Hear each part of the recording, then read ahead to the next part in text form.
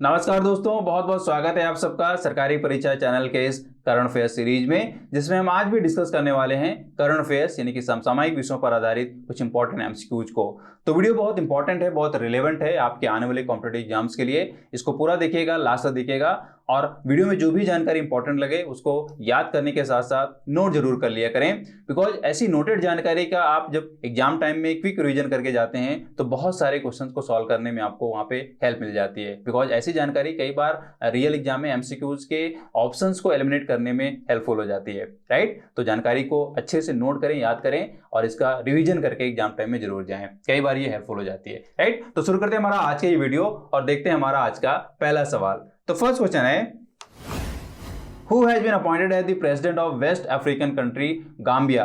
पश्चिमी अफ्रीकी देश गाम्बिया के राष्ट्रपति के रूप में किसे नियुक्त किया गया है? तो यहाँ पे ऑप्शंस गिवन है, इनमें से सही ऑप्शन आप जान लें। सही ऑप्शन यहाँ पे है अदामा बैरो।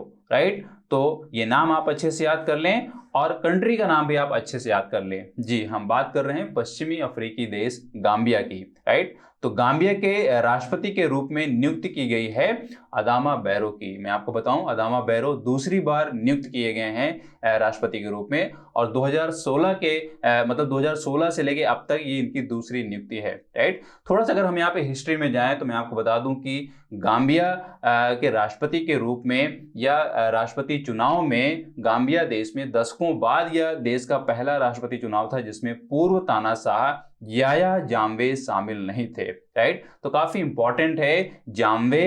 राइट, ये नाम भी आप एक तरीके से अच्छा एक दिमाग में रख लें और इसको अच्छे से स्टडी कर सकते हैं इंटरनेशनल पॉलिटिक्स के टर्म में। या जितने भी डिक्टेटर्स रहे हैं उनमें जाम्बे भी एक तरीके से इंपॉर्टेंट पॉलिटिकल पर्सन है, इनको आप डिटेल में पढ़ सकते हैं। राइट, तो जाम्बे इस इलेक्शन में शामिल नहीं थे बिकॉज 2016 में ये अदामा बैरो के द्वारा हार गए थे। लेकिन चुनाव हारने और हार स्वीकार करने से इनकार करने के बाद वह इक्वेटोरियल गिनी में निर्वासन पर रह रहे हैं इस समय। राइट, और मैं आपको बताऊं कि 1965 में स्वतंत्रता के बाद गाम्बिया के पहले राष्ट्रपति को 1994 में जाम्बे के नेतृत्व में एक सैन्य तख्तापलट में हटाया गया था।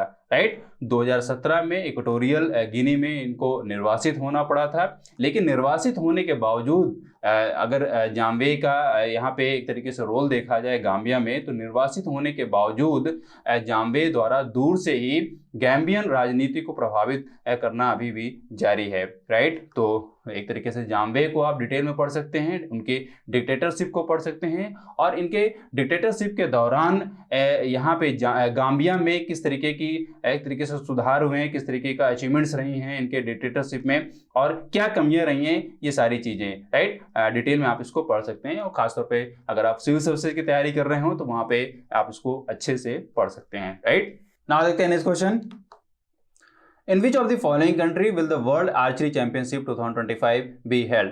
निम्न में से किस देश में विश्व तीरंदाजी चैंपियनशिप 2025 का आयोजन किया जाएगा? तो यहाँ पे ऑप्शंस गिवन है यूएसए, साउथ कोरिया, यूएई या पाकिस्तान। तो सही ऑप्शन जान लें। सही ऑप्शन यहाँ पे है साउथ कोरिया यानी कि दक्षिण कोरिया। जी, दक्षिण कोरिया में बात की जा रही है वर्ल्ड आर्चरी चैंपियनशिप 2025 के आयोजन की, यानी कि 2025 में वर्ल्ड आर्चरी चैंपियनशिप आयोजित किया जाएगा साउथ कोरिया में और वहां के ग्वांगजू शहर में। तो शहर का नाम याद कर सकते हैं और कंट्री का नाम याद कर सकते हैं और यहाँ पे जिस इवेंट की या जिस चैंपियनशिप की बात की जा रही है उसका नाम अच्छे से याद कर लें, वर्ल्ड आर्चरी चैंपियनशिप की। राइट, 2025 में। तो काफी इंपॉर्टेंट है और अगर आप इस चैंपियनशिप को जानना चाहें तो थोड़ा सा मैं आपको बता दूं कि इस चैंपियनशिप को वर्ल्ड आर्चरी फेडरेशन द्वारा ऑर्गेनाइज किया जाता है। यूं समझ लें कि इस फेडरेशन के द्वारा आर्चरी की एक सीरीज एक तरीके से इस एक सीरीज टूर्नामेंट आयोजित किया जाता है और इसी को नाम दिया जाता है वर्ल्ड आर्चरी चैंपियनशिप यानी कि WA। राइट, और अगर इसके हिस्ट्री पार्ट में जाएं, इसके स्टैटिक पार्ट में जाएं तो इस चैंपियनशिप की जो शुरुआत हुई थी वो 1931 से हुई थी। राइट, और तब से लेके अभी तक इस चैंपियनशिप को एक तरीके से बरकरार रखा गया है, इसकी पॉपुलरिटी अभी भी उतनी बनी हुई है, राइट। तो 1931 याद कर लें, वर्ल्ड आर्चरी चैंपियनशिप 2025 दक्षिण कोरिया में आयोजित होने वाला है और ग्वांगजू शहर में आयोजित होने वाला है, राइट। ये इंपॉर्टेंट है। बाकी आप यहाँ पे वर्ल्ड आर्चरी चैंपियनशिप का अभी तक किस तरीके से रिकॉर्ड रहा है, इसके कौन कौन से विनर रहे हैं, ये भी अगर आप ढंग से पढ़ना चाहें पिछले 4-5 साल का तो वो पढ़ सकते हैं, राइट। और इसी के साथ देखते हैं हमारा next question. Which female player has won the title of National Shooting Championship 2021? किस महिला खिलाड़ी ने राष्ट्रीय निशानेबाजी चैंपियनशिप 2021 का खिताब जीता है? तो यहाँ पे ऑप्शंस गिवन है, अंजलि भागवत, अमरी लेखरा, राही सरनोबत या हिना सिद्धू। तो सही ऑप्शन जान लें, सही ऑप्शन यहाँ पे है राही सरनोबत, राइट।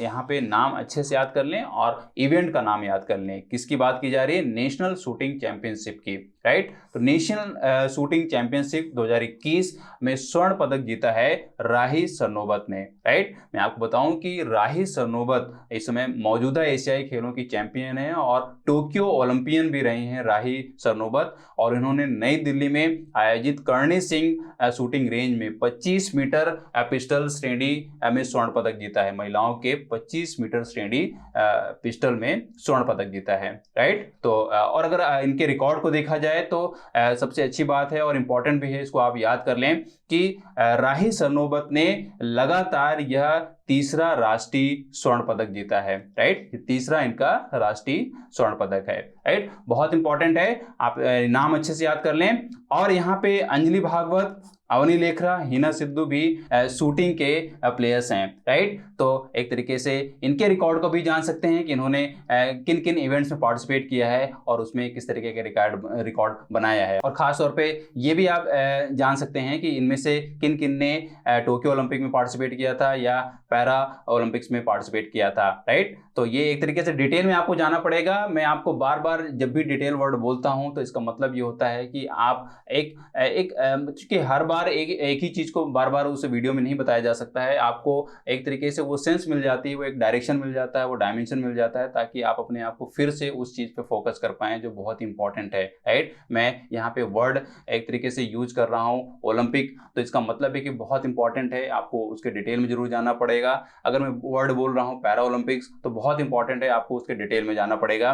रिलेटेड जो प्लेयर्स हैं, जो एथलीट्स हैं, उन सबके नाम याद रखने पड़ेंगे, और खासतौर पर उनके जिन्होंने रिकॉर्ड्स बनाए हैं, जिन्होंने मेडल्स लिए हैं देश के लिए, राइट। नाउ देखते हैं next question. Which country has recently won the title of Davis Cup Tennis Championship 2021? हाल ही में किस देश ने डेविस कप टेनिस चैंपियनशिप 2021 का खिताब जीता है? तो यहाँ पे ऑप्शंस गिवन है, क्रोएशिया, स्पेन, फ्रांस या रूस।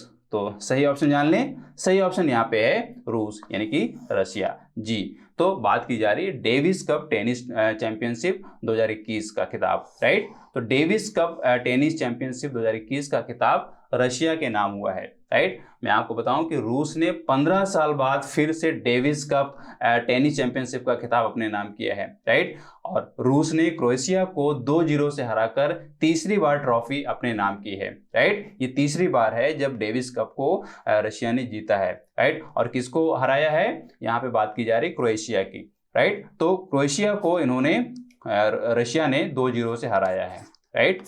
इस स्कोर से इन्होंने हराकर डेविस कप टेनिस चैंपियनशिप 2021 का खिताब जीता है, राइट। बहुत इंपॉर्टेंट है। अगर हम थोड़ा सा यहाँ पे डेविस कप टेनिस चैंपियनशिप की बात करना चाहें, इसके स्टैटिक में जाना चाहें, तो मैं आपको बताऊं कि डेविस कप दुनिया की सबसे बड़ी अंतर्राष्ट्रीय जो प्रतियोगिताएं हैं, खेल प्रतियोगिताएं हैं, उनमें से एक है, राइट। और इस प्रतियोगिता ने जब से ये चालू है, इस प्रतियोगिता ने तब से लेके अब तक अपनी चमक को, अपनी पॉपुलरिटी को बनाए रखा है, बरकरार रखा है, राइट। और डेविस कप, जैसे मैंने आपको बताया, कि एक अंतर्राष्ट्रीय प्रतियोगिता है, और यह प्रतियोगिता पुरुष स्पर्धा है, पुरुष टेनिस स्पर्धा है, राइट, जो कि जिसमें कई सारी टीम्स पार्टिसिपेट करती हैं, राइट। और इसका जो फॉर्मेट है, इसका खेले जाने का जो फॉर्मेट है, वो नॉकआउट फॉर्मेट में खेला जाता है हर साल, राइट। और एक इसमें नाम भी चलता है इस चैंपियनशिप के टर्म में, वो भी आप जान लें, बहुत इंपॉर्टेंट है, उसके टर्म में भी क्वेश्चन बन सकता है, जी। इस चैंपियनशिप का एक दूसरा नाम दिया जाता है टेनिस का विश्व कप, राइट। तो टेनिस का विश्व कप बोला जाता है डेविस कप चैंपियनशिप को। क्वेश्चन ऐसे डायरेक्टली बन सकता है, आपको ये जरूर याद रखना चाहिए। मतलब पूछा जा सकता है कि टेनिस का विश्व कप किसे बोला जाता है, तो डेविस कप चैंपियनशिप को, राइट। डिटेल में आप इसको जान सकते हैं कि ये चैंपियनशिप कब शुरू की गई थी, और पिछले 2-3 साल का रिकॉर्ड आप निकाल सकते हैं, डेटा याद कर सकते हैं कि पिछले 2-3 साल में किन कंट्रीज ने इस चैंपियनशिप का खिताब जीता है, राइट। इंपॉर्टेंट है, क्वेश्चन वहां से बन सकता है। नाउ देखते हैं next question. Who has been appointed as the next chairman of industry body FICCI. उद्योग निकाय फिकी के अगले अध्यक्ष के रूप में किसे नियुक्त किया गया है। तो यहाँ पे ऑप्शंस गिवन है, उदय शंकर, संजीव मेहता, विनीत अग्रवाल या अपूर्व चंद जी। तो सही ऑप्शन जान लें, सही ऑप्शन यहाँ पे है संजीव मेहता जी। संजीव मेहता की यहाँ पे अपॉइंटमेंट हुई है as the next chairman of industry body FICCI, right. तो काफी इंपॉर्टेंट बॉडी है फिक्की, और इसके चेयरमैन बनाए गए हैं संजीव मेहता, राइट। ये नाम अच्छे से याद कर लें, और बॉडी का भी नाम अच्छे से याद कर लें। बात की जा रही है इंडस्ट्री बॉडी जिसका नाम है फिक्की, राइट। इसका फुल फॉर्म है federation of Indian chambers of commerce and industry, right. और ये एक नॉन गवर्नमेंटल ट्रेड एसोसिएशन है, और एक तरीके से ये जो एसोसिएशन है वो कॉमर्स और ट्रेड और इंडस्ट्री की एक तरीके से उसके जो भी मुद्दे हैं, उसकी जो भी पॉलिसीज हैं, या उसमें और भी जितने इश्यूज हैं, उन सब की एडवोकेसी करने वाला ये ग्रुप है, राइट। एडवोकेसी का मतलब ये नहीं है कि यहाँ पे एडवोकेट्स बैठते हैं या उनका ये ग्रुप है, ऐसा नहीं है। एडवोकेसी का मतलब ये है कि कॉमर्स, ट्रेड और इंडस्ट्री से रिलेटेड जो भी डिसीजन मेकिंग हैं, या जो इश्यूज हैं, या न्यू पॉलिसी मेकिंग है, उसके टर्म में इस बॉडी का काफी अहम रोल होता है, राइट। तो एक संस्था के रूप में, एक बॉडी के रूप में इसको आप पढ़ सकते हैं। और पिछले 2-3 साल में इसके कौन इसके चेयरमैन रहे हैं, कौन पूर्व चेयरमैन रहे हैं, ये भी इंपॉर्टेंट है, आप उनका नाम याद कर सकते हैं, राइट। तो इसी के साथ बढ़ते हैं अपने नेक्स्ट सवाल की तरफ। Which famous female psychiatrist of India has passed away recently? हाल ही में भारत की किस प्रसिद्ध महिला मनोचिकित्सक का निधन हो गया है। तो यहाँ पे ऑप्शंस गिवन है, शारदा मेनन, अरुणिमा सिन्हा, हरिता कौर देओल या प्रिया झिंगन।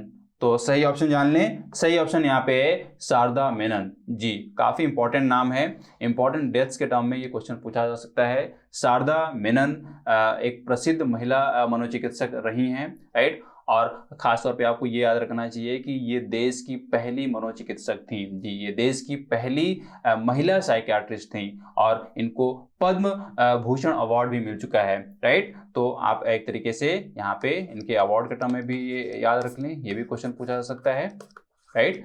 तो पद्म भूषण अवार्डी हैं यहाँ पे शारदा मेनन, और वो देश की पहली महिला साइकियाट्रिस्ट हैं। यानी कि अपने पूरे जीवन में एक तरीके से इन्होंने एक काफ़ी अच्छी एक्सपर्टीज रखी है साइकियाट्री में, राइट। और उसी को रिकॉग्नाइज करते हुए, उसी को सम्मान देते हुए पद्म भूषण अवार्ड इनको दिया गया था, राइट। और मैं आपको बताऊं कि इन्होंने एक फाउंडेशन की भी स्थापना की थी जिसका नाम है सिजोफ्रेनिया रिसर्च फाउंडेशन, राइट। तो सिजोफ्रेनिया रिसर्च फाउंडेशन इन्होंने एस्टेब्लिश किया, राइट। और अपनी पूरे करियर में इन्होंने साइकियाट्रिस्ट में अच्छी एक्सपर्टीज रखी है। तो ये 2-4 बातें हैं, आप इनके टर्म में जरूर याद रखें। अगर आप एक इंपॉर्टेंट पर्सनैलिटी के रूप में इनको आप पढ़ना चाहें तो जरूर पढ़ सकते हैं, और इनके बारे में जानकारी हासिल कर सकते हैं, राइट। तो इसको याद कर लें। यही तो हमारे आज के इंपॉर्टेंट क्वेश्चंस जो जरूर आपके किसी न किसी एग्जाम में पूछे जा सकते हैं, या पूछे जाने वाले प्रश्नों के लिए इंपॉर्टेंट हिंट की तरह काम कर सकते हैं। वीडियो को लाइक करें, शेयर करें, और हमें कमेंट जरूर करें, हमें बताएं कि इस करंट अफेयर सीरीज में किस तरीके का सुधार किया जा सकता है, या और किस तरीके की रिक्वायरमेंट है आपको, या कौन से चेंजेस आपको चाहिए इस MCQs सीरीज में, राइट। वो जरूर हम करने की कोशिश करेंगे ताकि आपको ज़्यादा से ज़्यादा उसका एडवांटेज मिल पाए। अगर आप चैनल में नए हैं तो इसको आप सब्सक्राइब जरूर कर लें, साथ में बेल आइकन को प्रेस कर लें ताकि इंपॉर्टेंट वीडियोज आपसे मिस ना हो। और अगर आप सोशल मीडिया में फेसबुक और इंस्टाग्राम पे हैं तो वहाँ पे भी आप उनको फॉलो करें, वहाँ पे भी हम एग्जाम से रिलेटेड बहुत सारी जानकारी की अपडेट देते रहते हैं, राइट। और अगर आप ज़्यादा से ज़्यादा करंट अफेयर्स पढ़ना चाह रहे हैं तो आप हमारी साइट पे जाइए, वहाँ पे आपको डेली करंट अफेयर्स दी जाती है, वो भी पॉइंट वाइज, राइट। यानी कि आपके कंपटीशन में जिन जिन फील्ड से क्वेश्चंस बनते हैं उन फील्ड से रिलेटेड डेली वहाँ पे आपको एक पॉइंट वाइज जानकारी दी जाती है। नेशनल इंटरनेशनल रिलेटेड जो भी इश्यूज हैं डिफरेंट फील्ड से रिलेटेड, वो सारा का सारा वहाँ पे दिया जाता है पॉइंट वाइज, ताकि उसको आप आसानी से याद कर पाएँ, नोट कर पाएँ और एग्जाम टाइम में रिवाइज करके जा पाएँ, ताकि उसका एडवांटेज मिल पाए, राइट। तो पढ़ते रहिए, मस्त रहिए, मिलता हूँ आपसे नेक्स्ट वीडियो में। तब तक have a nice day, great day and thank you.